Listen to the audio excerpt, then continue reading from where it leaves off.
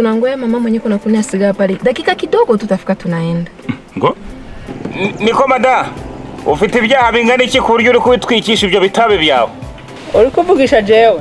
Se buryo uri munyarusange. Umva none nkubwire rero. Komeza utwike n'ibyaha by'abanyarusange bose kuko abanyarusange ibyaha murabigwije kabisa. Abanyarusange. Mwebwe muri cyangwa mukora ihohoterwa mu mara abantu Okay, sawa.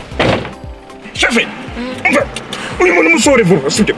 Ati twangiriza ibihaha rwose. Mbabara pe. Monsieur, ngongwe ni tatu shida. Rwose. Mama. Sasa ni yeye na usaidie kwanza utupie. Sinabyoze aje kandari. Abanyarusange mwabaye mute koko. Abantu ibintu byose bibi muri aka karere twaragoye guturana nabo.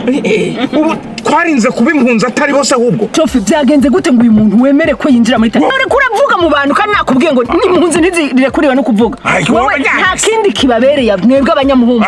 Nukuba impunzi gusa nta. Mwebwe ntimukwe muri aka karere ahubwo mwebwe. Sasa mtufanye hivi si ndio? Mutoke kwanza nje kidogo. Oya niba ibi uri kuvuga ari bikemura ikibazo tuno mugore ntabwo nshaka kujyana nawe. Ndasohoka rwose. Oya kwinjira nanjye ndasohoka. Ntusubire. Oya. Okay. Unisikie sasa. Mimi naona kabisa kati yenu hakuna masikilizano, hakuna patience, hakuna mnataka sikia mwenzake. Sasa mimi nafanya hivi, mubakie pale, mwanzo kwanza muongee na mwelewane. Unaona hii tayari mtabakia mkufanya mtenda na miguru, mwene mnaongea mzuri kisha msikilizane. Afu nyie tutakionana kule baadaye. Shofu ya.